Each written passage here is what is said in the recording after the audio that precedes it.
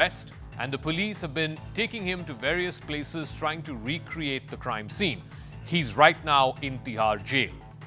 The moot question is this: it's been 10 days. What about the Aam Aadmi Party? Why is it not taking any action against Bibhav? For a party that prides itself on women's safety and standing for women, what sort of message does it send out that a woman is not safe even in the Chief Minister's own residence? How can they then guarantee the safety of Delhi's women? We'll get to all of that in just 1 second, but first, the story of what has been a big talking point, a very big talking point, perhaps the biggest one, just a day before Delhi votes.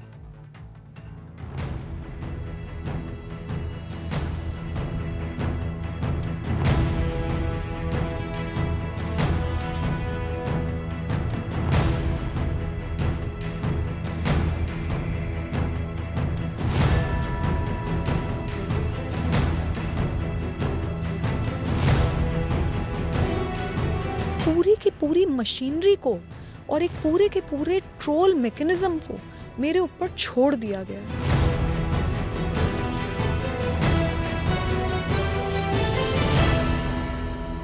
Edited videos जो अब कहते हैं जी source ही नहीं है, उनको media में leak करा गया। सीसीटीवी फुटेज बता रहे हैं कि गायब करे गए।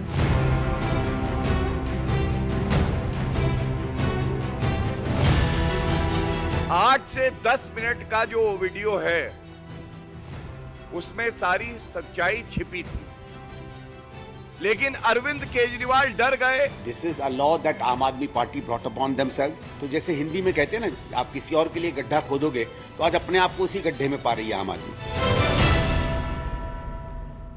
All right, on the talking point this evening on Brass Tacks, Shazia Ilmi is national spokesperson of the BJP. Smita Prakash, editor ANI. She interviewed Swati Maliwal yesterday. Charu Khanna is former member of the National Commission for Women. Abhinandita Mathur is spokesperson of the Aam Aadmi Party. Abhinandita, let me start with you first. This is what Swati Maliwal has said in her interview to Smita Prakash. This is her first-hand account of what happened on the 13th of May. She says she was assaulted in the drawing room of Mr. Kejriwal's residence. She says that Kejriwal was at his residence when the assault happened. She said she repeatedly got hit and kicked by Bibhav Kumar. She says she screamed and shouted, but no one came to help. My question is, and this is what the people of Delhi want to know, it's been 10 days since this incident happened. Is it your contention that what she's saying is outright false and that she's lying? Or even if there is an iota of truth in what she's saying, what are you, the Aam Aadmi Party, doing to get to the bottom of that truth? Thanks, Saka. Firstly, there are a couple of aspects to this that I should spell out. One, there is an alleged incident that happened. Two, there are two viewpoints on this. There are two people concerned and both parties have a viewpoint. Third is getting justice, which we believe in, which we hope for, and a fair and investigation that's critical. And the matter is already in court. The matter is already, as of today, Bibhav stands arrested. What else is the Aam Aadmi Party supposed to do? The point here is that, unfortunately, the BJP, before every election, brings out their dirty tricks department, and every time before the election, brings up one of these people who have been associated with the Aam Aadmi Party, like Ms. Shazia Ilmi here, and then sort of poach them towards their side and bring up these allegations. This is not a new phenomena by any stretch of imagination. No, Having said Abhinandita, can I just give me 10 seconds, please? I'm really pained at what I'm hearing. I'm pained at what I'm hearing as a woman spokesperson. First point that you said, there are two sides to this story. Okay, I'm willing to meet you halfway on that. There are two sides to the story. First of all, I don't believe in a case where a woman is assaulted, physically assaulted, the way Swati is saying that she was. I don't think there should be both sidism. I think that's a complete cop-out. There's no both sidism. All members on the panel tonight are women, and I'm sure all the women on this panel will agree that that's absolute both sidism. You should not be indulging in that. Having said that, 1 second, Abhinandita, 10 seconds, let me finish that. Having said that, even if, there is both sidism, even if there is, both sides to the story, the Aam Aadmi Party would be best served in putting out the other side. What is the other side? The other side is only that Bibhav did not do anything, that Bibhav did not attack Swati Maliwal. Put it out there. You have the video, you have everything. It happened in the Chief Minister's residence. There are eyewitnesses. Put it out there. If indeed that is the truth. The fact that you're not putting it out there only means that Swati has merit in what she's saying. No, I don't think that's what it means. One, the material that Bibhav has, or the CCTV footage and other issues from the Chief Minister's office have already been submitted to the Delhi police. So there is nothing that is being hidden. Number two, all these allegations about ye delete ho gaya, wo delete ho gaya, has the Delhi police given you an official statement on this? Has the Delhi police given you a written confirmation on this? The other point is that, you know, the rule in which this FIR has been lodged supposedly is not supposed to be leaked to the media. Who leaked it? I am not going on the merits of the case. What simply I'm saying is that we are very, very used to this kind of politicking. Therefore, we have a strong reason to believe that this could be part of a conspiracy. Shazia, it's part of a conspiracy. It's what the BJP does. They do this with... Yeah, no. You've made your point. I get it. I mean, I'm just summarizing what you've said, which is that, you know, this is a conspiracy. No such thing happened. And it's basically, Shazia Elmi, you and your party. It's the dirty tricks department of your party. That's the contention of the AAP. One second, let her respond. Well, I would like to begin by saying... Yeah, please, Shazia. I would like to begin. Entire Aam Aadmi Party is a dirty tricks department. Normally, parties and organizations have a section, but the entire party is a synonym for dirty tricks department. That's all they do. That's a full-time, occupation, and that is their profile, so to speak. Subha se sham yahi karna hai. And I had predicted this to a few of my friends that, you know, this is exactly what's going to happen. The minute the police reached Swati's house and took her statement, which became on basis of which the FIR was done, this is what they came out with. Even right now, Avantika is victim shaming her and saying, oh, she's a BJP agent. BJP would have done something. Not once are they willing to believe a word of what Swati Maliwal is saying. It's a matter of great shock. Yes, there are two versions, which Arvind Kejriwal spoke about after good 10 days. And what are the two versions? One version is that Bibhav beat her up. She made phone calls. There were two videos released very smartly and mischievously. They were edited, and the part before the first video was released was deleted. The two videos and in between, whatever transpired has been deleted. The second video was deleted, and what was said, look, she seems fine. Look, she's lying. Look, how can somebody sit so peacefully after having been beaten up? Just look at the temerity, brazenness, and depravity of these people. I even can't go further. Not just that, no, let me finish. And the one side is Swati Maliwal's, when she's saying, I want to join the investigation. I'm not scared of anybody. I will continue to be a Rajya Sabha MP. I'm ready for a narco analysis. I'm ready for a polygraph. And the other side, Bibhav's side, all of them have descended upon her like vultures. And Bibhav is saying what? Oh, there's no CCTV footage, one. And he reformats his phone, thereby ensuring that all evidence of FaceTime calls, messages, WhatsApp, detailed call records are all deleted and done away with. Okay. So we all know better than that. Okay. And this is not the first time. You know, one moot point. No, one second. One moot point. And I want to ask Smita this because she interviewed Swati yesterday. You know, again, I keep coming back to this rather unfortunate argument from even the Chief Minister said this. It's not just Abhinandita on the show just now. Even the Chief Minister says the assault case has two versions, right? I don't like this both-sidism. You spoke extensively to her yesterday, face-to-face, one-on-one, you know, just 2 feet away.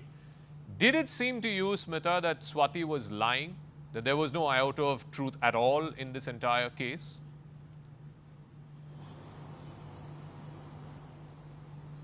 Look, Zaka, I am no one to judge about somebody being a liar or not. She was a person sitting out there. She's clearly under some kind of a trauma, and she has had violence. She's gone through the medical legal test. She has seen that. She's been through the doctors. She's been to the police. So I have to believe what the documentation of the medical legal. The second part is that I spent about 2 hours with her. It is very hard unless you are a hardened criminal or you have done. You made lying a part of your system to continue to keep up that facade. It's very hard. You crack. It's not easy, and I've been a journalist for long enough to see that cracks happen when a lie is said, because then you say another lie, then you say a third lie. She's very, very careful in what she says because she wants to be careful that she speaks the absolute truth and what she has gone through. She's going through post-trauma disorder, so she's very careful in picking her words, because she says, if I say something because of a mental state of confusion, if I say something and then I get hauled up, I can get into trouble. So she took her time. It took a lot of convincing to get her on the show and to speak to get her on the podcast and speak. So she has dealt with trauma victims, Zaka. So she knows for a fact about how she will go through the various phases. The denial first, the feeling of isolation when the people who you know, who you've been working with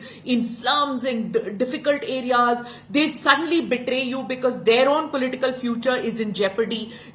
People you have worked with just don't see, and the people you have idolized, you spent 20-25 years of your political career with, they suddenly let you go. I think what has shocked her most is Mr. Kejriwal not speaking to her at all. He's not called her at all in the past 11 days. Okay. Nor has Sunita Kejriwal, nor has Atishi. People whom she has worked with for so many years. The original India Against Corruption group that she has. Nobody. The WhatsApps and stuff like that are with the new people who have read about it in social media and calling and saying that, look, we stand by you, what has happened to you. People, not the people who she's worked with, the people who she's trusted all her life. Okay. So, I think that trauma is still, she's going through that.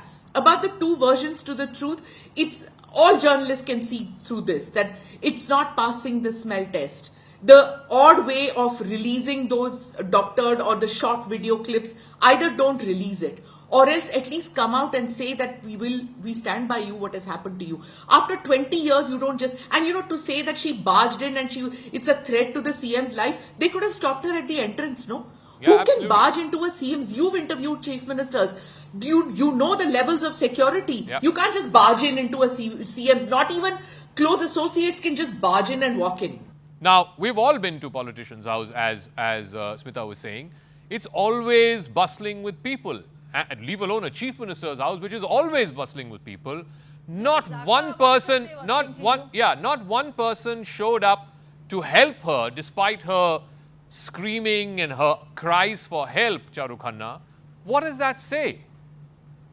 I'm going to talk. Yeah. Absolutely. I'm going to talk as a lawyer. And the Supreme Court has very clearly said that you must believe the prosecutress version. That means whatever she says, what happened to her is what the police should believe, and that is what the people should believe. Unless there are inconsistencies and contradictions. Now that is where this grey area is coming up, because the first video of her sitting and kicking the police and then, abusing them and also saying, where is that bald guy or something to that extent, if she has already been beaten, asking that question to them is a little, that's where it puts her in the grey zone. But at the same time, I feel like it's not my role or the political parties or your role to play the investigative agency. If this had happened to her, and at that time, she has also dialed 112, as she claims, who is the witness? The police is the witness. So the police, the PCR van, they should have immediately, taken their statements of the witnesses. She went to the police station and not on that. Whether she walked it or she went on her own or she took an auto. She went to the police station, So made an allegation of being brutally beaten up, and there, the first thing the police should have done, taken her for a medical. No, Charu, I think you're making a very facetious argument here. You know very well a lot of victims are in trauma and it takes a long time. All of us have experienced that when they've been verbally. Please be quiet, ma'am. Ma'am, can you be quiet for a minute? Ma'am, we've heard you. We've heard you, ma'am. They need to be given immediate attention. So, first of all, attention. Okay, are you done? Okay, thank you very much. So the point I want to make is very often, you know, the shock sets in, there's a lot of stress and there is this whole fight or flight mode that your body gets into. I deal with this, I know a little something about it, so that's one thing. And it happens more often than not that a woman waits and because before she makes a formal complaint. And in Swati's case, it is the police that went to her only because she was just missing in action. While Bibhav was roaming around the countryside and was flying from one city to the other, it was Swati who was missing. And not just that, she was assured the next day by Sanjay Singh that there would indeed be action taken against him. But what does she see the next day? And also not just that, you know, there was a medical legal report which clearly says, people come forth with this even years later, ma'am. So you should learn us a little something about law. Considering that you're claiming to be a lawyer, it happens very more often than not. The entire Me Too case thing in US was all about that. So please learn a thing or two about law. No, but let me come back. Let me come back to the moot point. Abhinandita, the point is, as Shazia was saying, for 3 days after this, obviously the victim here, or I will even go to the extent of saying, okay, the alleged victim here was in a state of trauma, she didn't come forth and she didn't register her complaint. The complaint got registered 3 days later.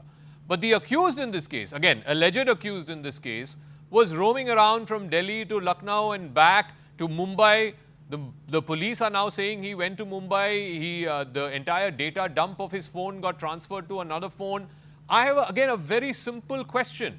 If Mr. Bibhav Kumar caught this entire thing on camera and he has nothing to hide, and no such assault happened in the Chief Minister's house, the first thing you folks should have done is to put his entire phone data out, the video out of what happened on the morning of the 13th of May. You haven't done that. Zaka, firstly, let me put this on record that this is not against a person. We have all the respect for you know, the DCW former chief who has done a lot for women. And she has adequately also been rewarded by the party with a Rajya Sabha seat. So we do respect what she has done in that capacity. Now, without actually getting into the nuances of, you know, of this, of the case, because it's almost sounds like gossip, I do, you know, get suspicious when people like Shazia Ilmi, other BJP people do sit and do press conferences, cry, whereas there is absolutely not even a crocodile tear when it comes to Manipur, when it comes to the, you know, victims of Brij Bhushan and so on. So all this ironic thing, the kind of support that she's getting, and from where is that support coming? Who is the one making it this a big issue? You know, you're right that, and somebody before me, and even Shazia said that. She should not get support. Just a minute. Your party beats her up and she should not get support from anybody. One second. Your problem is... No, one second. Let her finish. Again, you know, Abhinandita, this is a very sketchy argument to make. Oh, the party has rewarded her. What has that got to do with what happened on the 13th? No, I'm only just saying that we respect her. You know, we respect her work. That's all I'm saying. The other point that I have to make, which Shazia brought up, but you're also saying who's giving us support. We have all been to chief but you're also saying who's giving us support. What do you think? People should not give us support. One at a time, please. One at a time. Descend like vultures. One at a time, Shazia, please yield. In the Chief Minister's office, as Shazia pointed out herself, and so did Ms. Smita Prakash and the other speaker, in the Chief Minister's house, there are a lot of people, there is a lot of security, there are, you know, he has Z plus security, so there are all obviously PSOs, women or constables, men, there are all kinds of security, which is why it is impossible for us to believe that when she was shouting and screaming, supposedly, no one heard it. Because ma'am, again, I come back to that simple point. I agree with you. There are 50, 100 people at any given point of time in a Chief Minister's residence. All you need to do is to produce 3 of them saying that no such thing happened. That's all you need to do. But it is not our place to question a woman, to challenge her now that the matter has been investigated. I want to just come It's in. not your place to question a woman and her account, but you're going all out to ensure that there's no CCTV footage, no mobile phone footage, no DVR, nothing. But it's not your place to question the woman's account. Okay, Shazia, final word. I have to wrap up. Something small. You know, Swati actually said, and I heard Smita ji's interview with her. She actually said that there was a longer recording that Bibhav must have had. How come only a selective bit has been leaked? Very mischievously. Also, another point, she's saying, why are people supporting her? I should not support her. You should not support her. Forget the fact that I'm in the BJP. What are trolls doing? What is Atishi saying? What is Saurabh saying? Okay. What are other members saying? Okay, that's a political point. Let's leave that aside. Smita wanted to intervene. 10 seconds. I have to wrap up after that, please. Yes, Smita Prakash. Very quickly. Yes, very shortly. What the lawyer on the panel says, I just want to clarify this, that Swati says she was seated on the couch saying that what happened was the sequence that she says, and that will get clarified when the timestamps on the CCTV come out, if they do come out. She says first Bibhav hit her. After that, she calls the cops. When she calls the cops 3 times, then Bibhav leaves the room, the security guards come. And then she says that I will leave if you want me to, but let the cops come in. Meanwhile, Bibhav comes back and starts recording on the phone, on his cell phone. So there are 2 sets, and then she's escorted out by the cops. Now there are 2 sets of videos which are available. The second one, the first one is what Bibhav has shot on his cell phone, she says, which is of her on the couch where she has already been beaten and she's pushing back with her leg. When she's pushing back with her leg, and she says, call that guy, because he has already beaten her and left. And about the trauma bit, I think there is a big mistake. You can, even in dowry case, you can make a complaint 7 years later. Correct. So when the timestamps come out of the CCTV, you can verify whether what Swati says about the sequence is right or not. I have to completely wrap up. I'm completely out of time. Thank you very much to all our guests. But like I said, I want to come back to that moot point.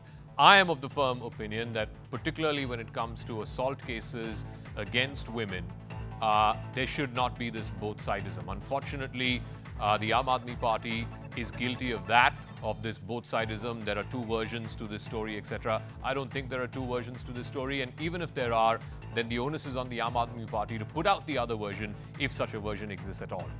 That's a wrap of this first debate. We're coming to you from the CNN News 18 Federal Bank Primetime Studio. On the other side, we're going to be playing you excerpts of the interview with External Affairs Minister Dr. Jaishankar in a non-foreign policy avatar of his, more a politician avatar, just a day before Delhi votes.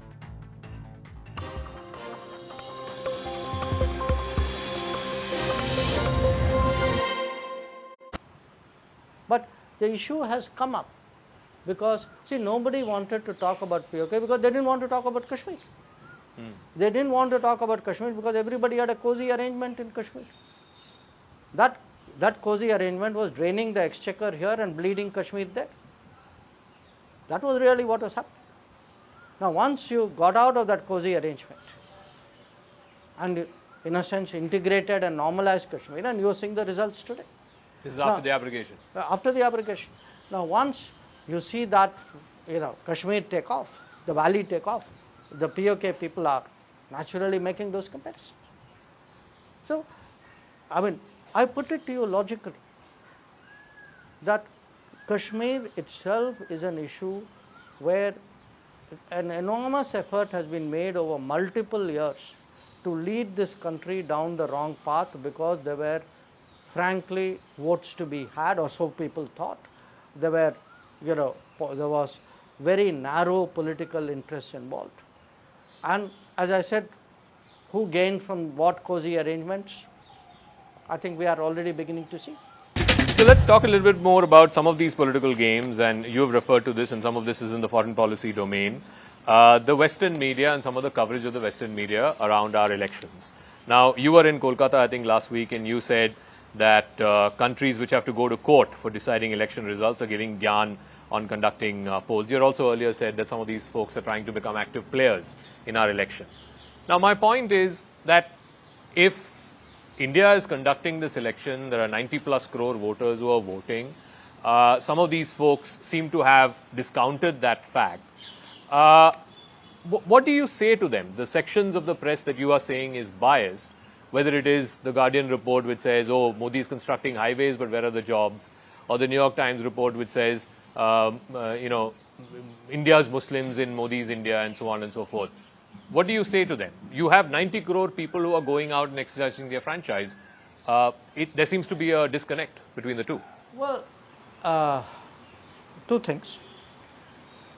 To them, I think the real answer would be given by those 90 crore people on the 4th of June. Okay, I'm waiting for that. Number two, the interim answer which I'm giving is, look, I know what you guys are doing, or what you guys are trying to do, what you think you can do. You think still that this is the old era where you set the tonality and the argumentation. Then your fellow travelers pick it up within the country. Then, the public gets influenced by the way the narrative goes. Now, guess what? It doesn't work like that anymore. Number one, yes, there are segments of my politics and segments of my media which are very attached to you, and you have a echo chamber arrangement out here. Recognize that. But a large part of my system today is thankfully autonomous of you. That it generates its own narratives, it has its own views, it pushes back on many of those things, and often what you think is my negative, they actually think is my positive. So you might try and skewer me somewhere, they are actually clapping their hands and say, oh, great job. So I think people out there are missing some things. Frankly, in many ways, I think they don't have an understanding of what are the changes in India. So I feel, in a way, we are seeing like a, I don't want to say last gasp, because there will be more, but certainly a kind of a flailing effort by an old business which overvalues its influence, and which honestly in this country has become increasingly irrelevant. They still have their friends. The friends are counting on them. I know that. That's why friends keep appealing to them and cite them. But it's not going to happen. I want to come back to again one more foreign policy issue, because again your party leaders, various leaders have been referring to this about claiming PoK and that it will become part of India very soon if BJP is voted to power. Today, I think the Prime Minister has given an interview where he has said कि मैं तो बिना visa के चला गया Pakistan because एक ज़माने में तो हमारे देश का हिस्सा ही था. Is this some kind of an? That's not quite what he said. He said मैं लाहौर गया whatever, and he said वहाँ कोई TV interviewer कह रहा था. Yeah. So let's not put words in his mouth. Yeah. No, I'm saying, is this some kind of an unfinished agenda for your government? I think the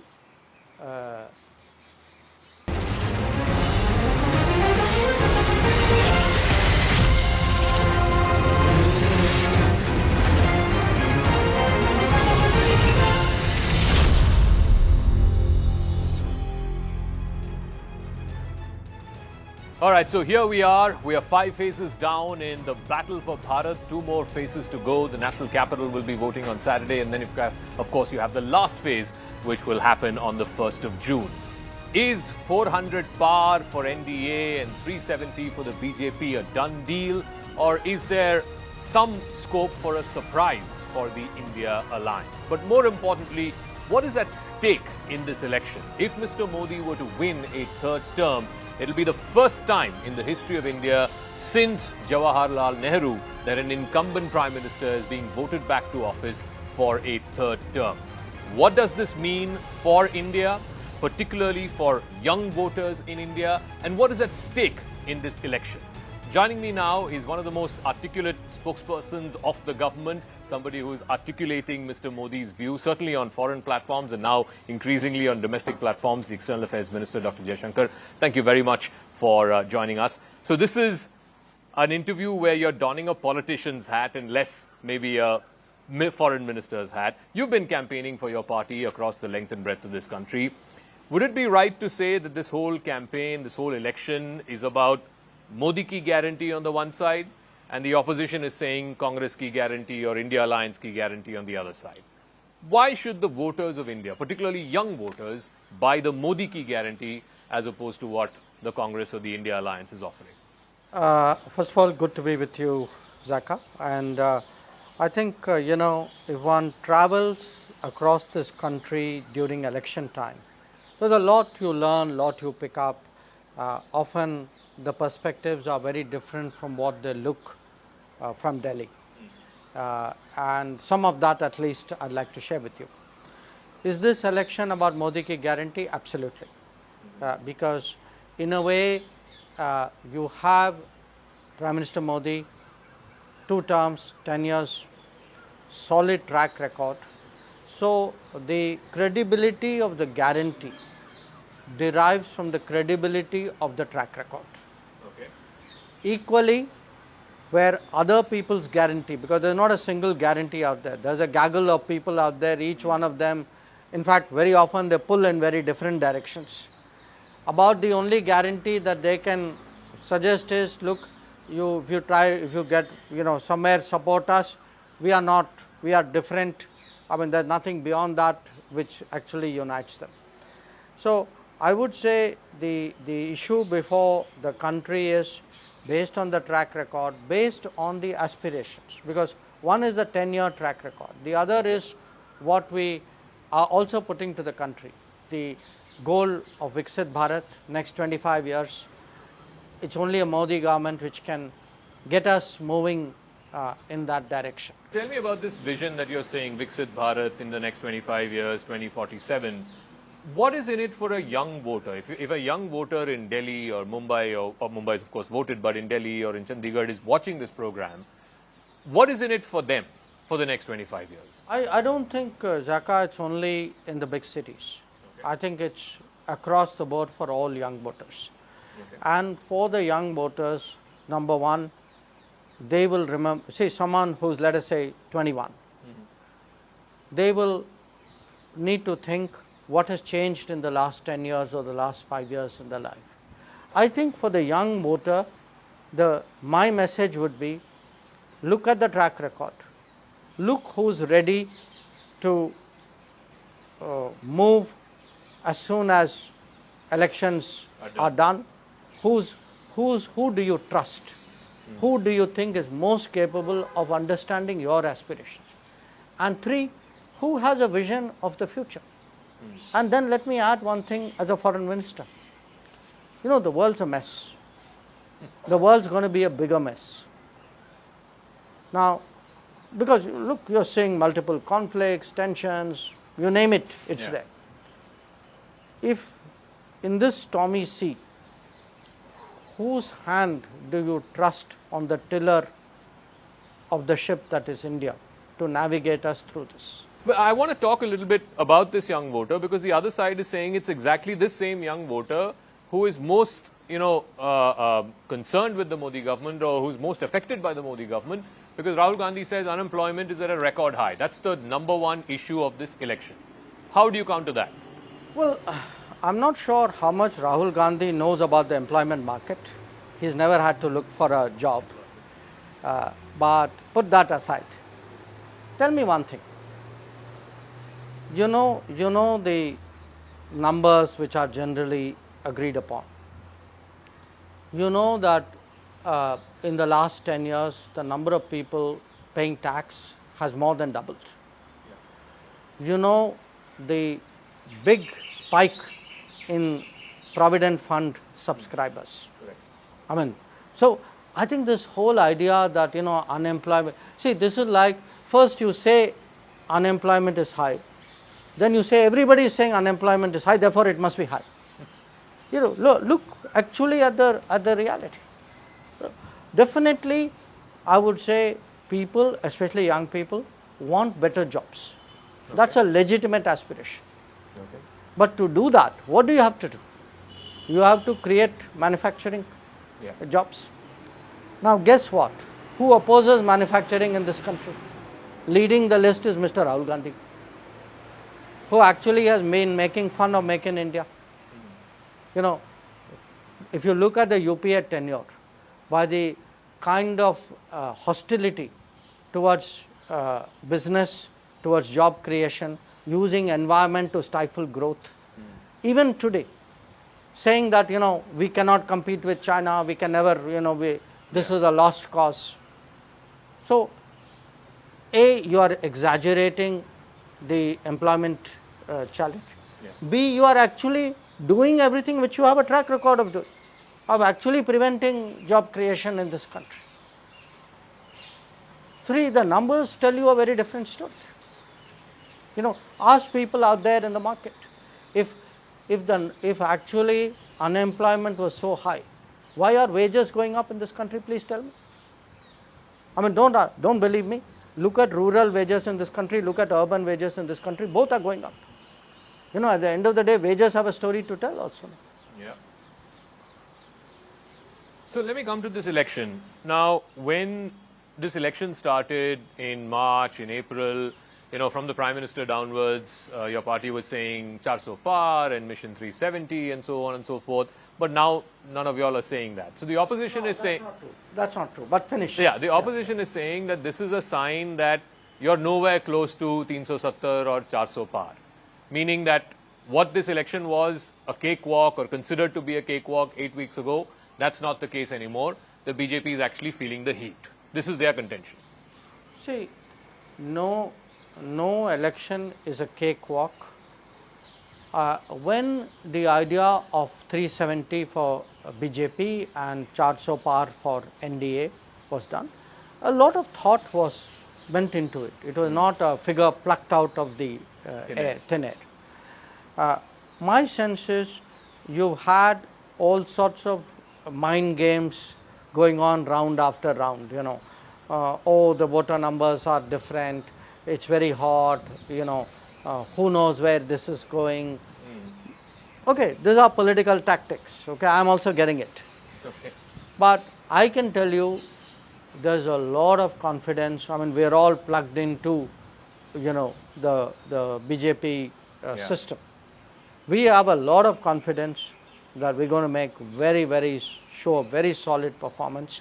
That 370 and that 400 is very much in people's mind. And come June 4th, we'll see the answer. But let me ask you this, because you've been traveling across, you know, the length and breadth during this particular election more so. You've been to Chennai, Bangalore, Mumbai, all across the country. Where is this extra 70 seats going to come from? Look, I cannot answer empirically for the whole lot. Anecdotally, I can tell you a bit. Let me talk about the states I've been. Okay. Definitely, I went to Kerala. Yeah. I could see an enthusiasm, and I've been going to Kerala for 4 or 5 years now. Okay. I saw a degree of enthusiasm and kind of energy out there, which I had not seen before. I think we have a strong confidence we'll pick up seats there. Tamil Nadu, I hear from others, but I hear very similarly positive things. I myself went to Telangana. Yeah. Okay. You know, Telangana was like a avalanche. You know, I mean, there was such an outpouring of support. I was in Odisha, you know, where a lot of people both see evaluate positively the record of Modi government, but they also see BJP as a party of change. Okay. You know, now I was in Calcutta, you know. Okay, I grant you Calcutta is not the entirety of Bengal, Yeah. but it gives you a sense, you know. I think there's a lot of confidence we'll pick up seats in Bengal. I think if you look at look at Andhra, you know, the sense is NDA as a whole is going to do very, very well in Andhra. There's a lot of confidence that we'll pick up more seats in UP. So believe me, those numbers will come, you know, those as I said, those numbers were not concocted out of nothing. I think there was a calculation at play. So, one theme in this election, both from the BJP side as well as from the India Alliance side, has been about reservation and, quotas and so on. The India Alliance has been going on and on about why does the Modi government need 400 par? The moment they get 400 par, they will amend reservations, they will take away reservations from Dalits, etc. To which the Prime Minister and other leaders in your party have been responding by saying it's actually the India Alliance that wants to do this. They want to take... Which have done it. Yeah. Which have done it in universities. They've taken minority universities and removed reservations. Jamia Islamia being right. one instance. But on a broader this thing, the examples of Andhra Pradesh, the examples of Karnataka being given, that they will take away quota from OBC and give it to Muslims. Now, the opposition is saying, again, Mr. Modi's government is resorting back to its one calling card of Hindu-Muslim because he's not confident about this election. That's why this whole business about quotas. Let me make a set of points here. Number one, why does the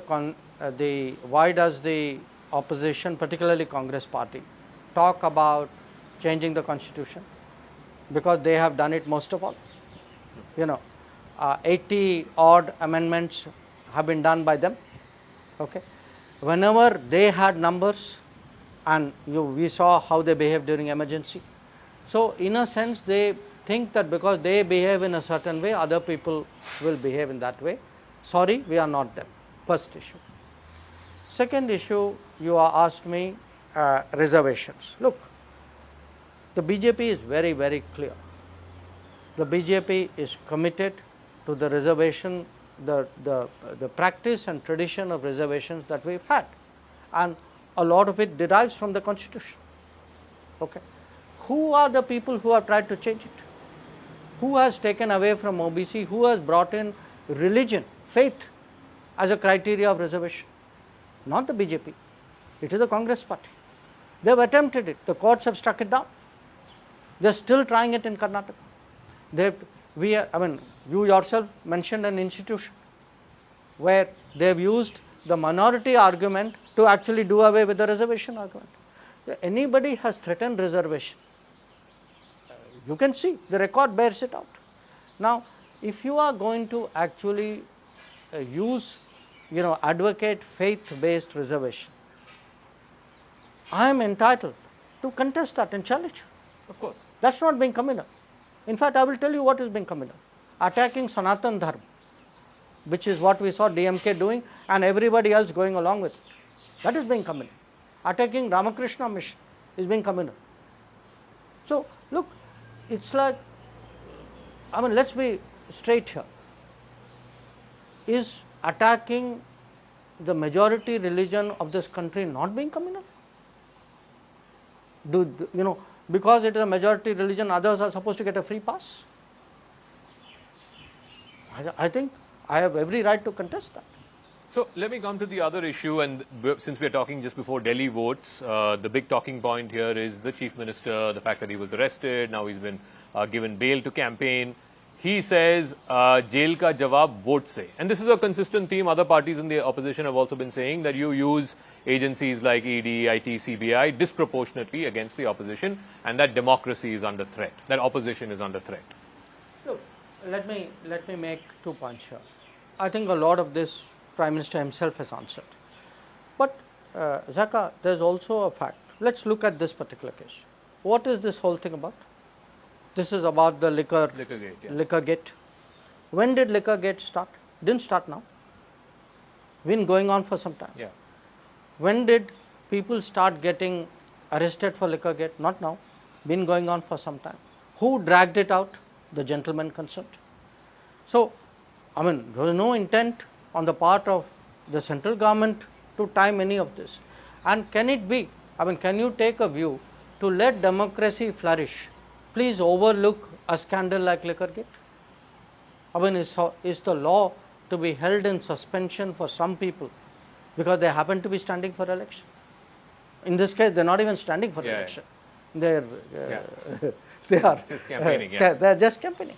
So look, at the end of the day, the law is the law. No, but the larger point that the opposition is making is A, this use of agencies disproportionately, And two, that it's not a level playing field. This election, you've frozen their finances, BJP gets all the money, all the electoral bonds, and then it's a non-level playing field in this election. No, look, it's like this.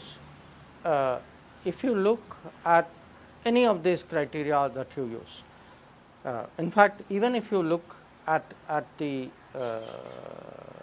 electoral bonds, I think numbers have been put out there. Yeah. Yes, the BJP gets the most money. The BJP happens to be the biggest party. Now, surely it cannot be that the smallest party will get the biggest money and the biggest party will get the small. There will be some correlation between the volume of the bonds and the size of the party. But if you take the totality of the opposition, please see, I mean, in fact, I'll put the opposite question. If you all had problems with the election bonds, why did you go and then accept that money? Because all of them have accepted it. Congress party has accepted it, TMC has accepted it. DMK has accepted it. DMK, yes. So let me come to another issue, and this again, you know, time and time again, and especially on TV debates and studios, you've heard this a lot in the last 5 phases, is that the voter turnout has been depressed, that the voter turnout, the BJP voter is not coming out. If there is great enthusiasm, as you say, for Mr. Modi to get a third term, why is there depressed voter turnout? And the opposition is saying this is evidence that Mr. Modi is on shaky ground. First of all, this canard that there's some big change out there, the numbers don't bear it out. I mean, a 1%, 2% change happens in elections. So, I think this idea that, look, this time there is less passion, etc. All this, these are all political games at play, because the numbers just don't bear them out.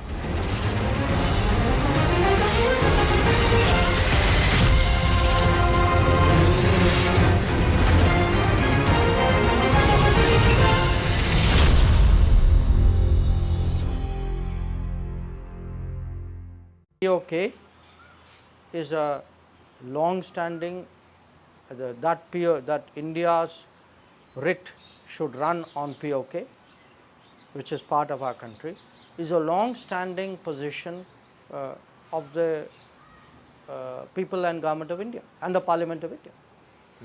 The problem is, like people have cheated on the constitution, like they have played games on so many other issues, they make it out as though, that doesn't exist and this is something which is a sort of angularity of the BJP. BJP is reflecting and articulating what is the sentiment of every right-thinking Indian citizen. Which one of us does not believe that PoK is part of India? And if it is part of us, do we not have a obligation and a sentiment and thinking about it? It's natural. But the issue has come up because, see, nobody wanted to talk about PoK because they didn't want to talk about Kashmir. They didn't want to talk about Kashmir because everybody had a cozy arrangement in Kashmir. That cozy arrangement was draining the exchequer here and bleeding Kashmir there. That was really what was happening. Now, once you got out of that cozy arrangement and in a sense integrated and normalized Kashmir, and you are seeing the results today. This is after the abrogation. After the abrogation.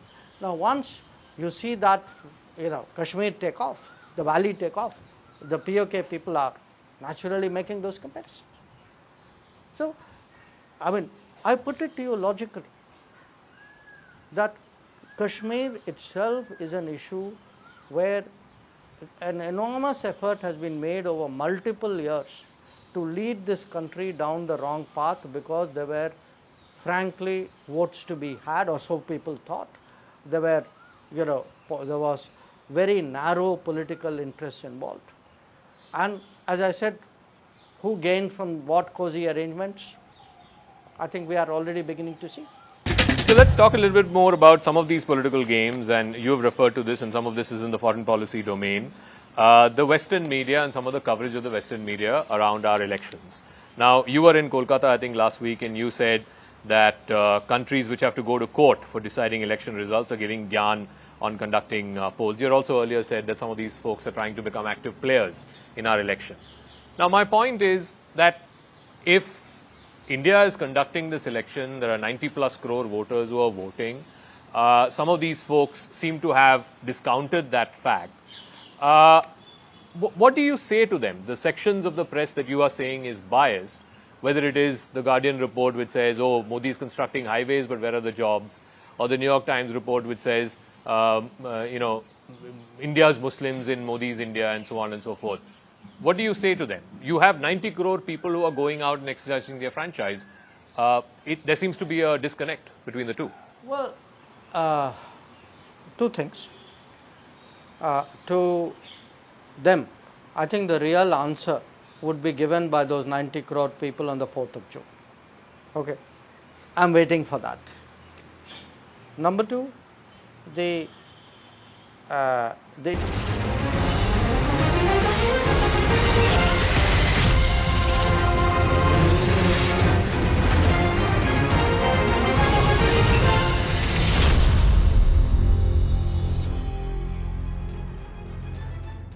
So let's talk a little bit more about some of these political games, and you have referred to this, and some of this is in the foreign policy domain. The Western media and some of the coverage of the Western media around our elections. Now, you were in Kolkata, I think, last week, and you said that countries which have to go to court for deciding election results are giving gyan on conducting polls. You also earlier said that some of these folks are trying to become active players in our election. Now, my point is that if India is conducting this election, there are 90 plus crore voters who are voting. Some of these folks seem to have discounted that fact. What do you say to them? The sections of the press that you are saying is biased, whether it is the Guardian report which says, oh, Modi is constructing highways, but where are the jobs? Or the New York Times report which says, India's Muslims in Modi's India, and so on and so forth. What do you say to them? You have 90 crore people who are going out and exercising their franchise. There seems to be a disconnect between the two. Well, two things. To them, I think the real answer would be given by those 90 crore people on the 4th of June.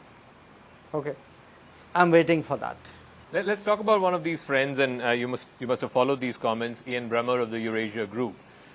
He made a comment recently saying that there's nothing inevitable about India's rise, and that India should not take its rise for granted.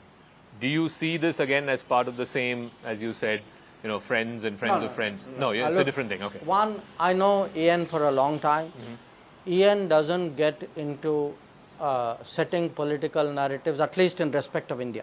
Okay. What he does elsewhere, I don't want to go into. So I think at this point, that country, in our case us, should not take its rise for granted. I agree with. In fact, that is why I tell young people, it's your next 25 years at stake. Don't think it's going to happen on autopilot. Press the right button. Make sure this 10 years of achievement is followed up by more and more. Go for that continuity, for that stability, for that good judgment, for that experience. I want to come back to again one more foreign policy issue, because again your party leaders, various leaders have been referring to this about claiming PoK, and that it will become part of India very soon if BJP is voted to power. Today I think the Prime Minister has given an interview where he has said कि मैं तो बिना visa के चला गया Pakistan because एक ज़माने में तो हमारे देश का हिस्सा ही था. Is this some kind of an? That's not quite what he said. He said मैं लाहौर गया whatever, and he said वहाँ कोई TV interviewer कह रहा था. Yeah. So let's not put words in his mouth. Yeah, no, I'm saying, is this some kind of an unfinished agenda for your government? I think the PoK is a long-standing, that India's writ should run on PoK, which is part of our country, is a long-standing position of the people and government of India and the Parliament of India. BJP is reflecting and articulating what is the sentiment of every right-thinking Indian citizen. Which one of us does not believe that PoK is part of India? And if it is part of us, do we not have a obligation and a sentiment and thinking about it. It's natural. But the issue has come up because, see, nobody wanted to talk about PoK because they didn't want to talk about Kashmir. They didn't want to talk about Kashmir because everybody had a cozy arrangement in Kashmir. That cozy arrangement was draining the exchequer here and bleeding Kashmir there. That was really what was happening. Now, once you got out of that cozy arrangement and in a sense integrated and normalized Kashmir, and you are seeing the results today. This is after the abrogation. After the abrogation. Now, once you see that, Kashmir take off, the valley take off, the PoK people are naturally making those comparisons. And finally, this election obviously is being closely followed across the world. It's being followed in New York, in London, in Beijing. What does this election mean from a global sort of perspective? Look, the world is very clinical, very objective, almost cold-blooded in its assessments. When they see a leader re-elected into a third term, if they see that his support in the country has gone up, when they see the achievements of previous tenure, when they see the kind of I would say ambition and the motivation today in the country to progress, I think all of these will be factors in a very dynamic, very troubled, very volatile geopolitics of the day. All right. Thank you very much, External Affairs Minister Dr. Jaishankar. Thank you very much for speaking with us here on CNN News 18. Thank you.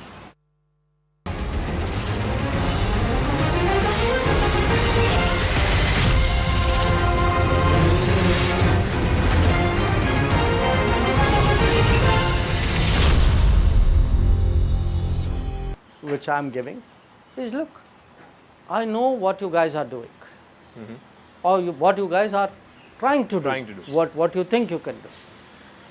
You think still that this is the old era where you set the tonality and the argumentation. Then your fellow travelers pick it up within the country. Then the public gets influenced by the way the narrative goes. Now, guess what? It doesn't work like that anymore.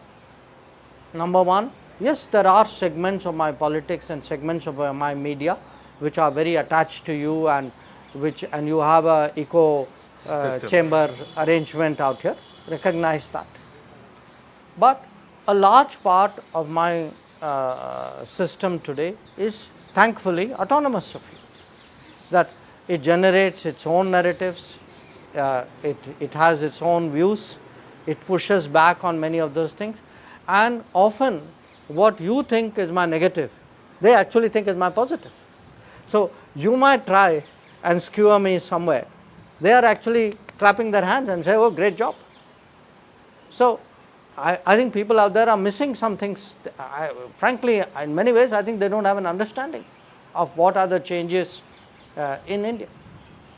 So I feel, in a way, we are seeing like I don't want to say last gasp, because there will be more, but certainly a kind of a flailing effort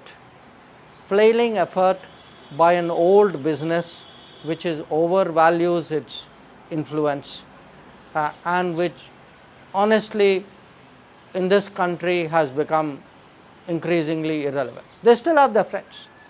The friends are counting on them. I know that. That's why friends keep appealing to them and cite them. But it's not going to happen.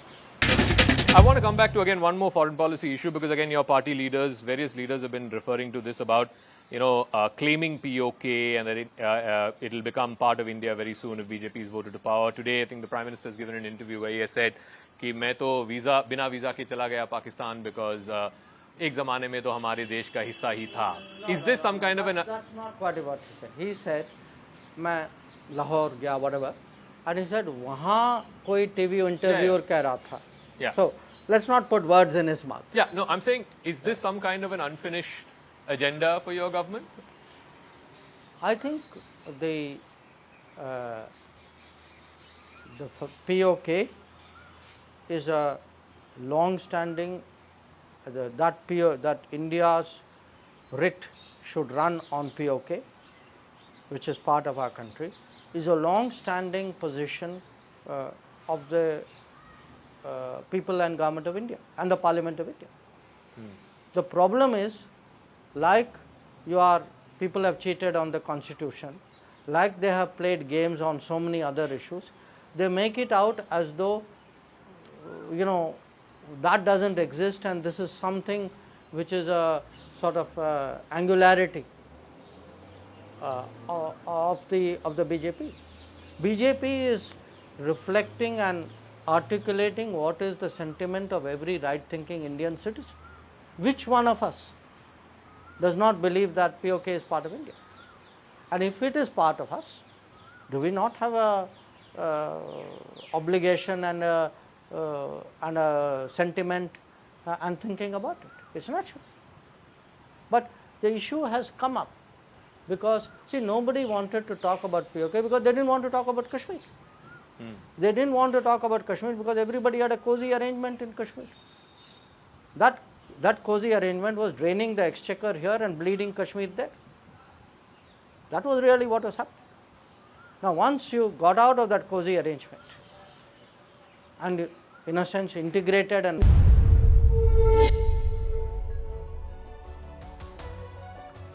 Hello, Namaskar. This is First Post and you're watching Vantage with me, Palki Sharma.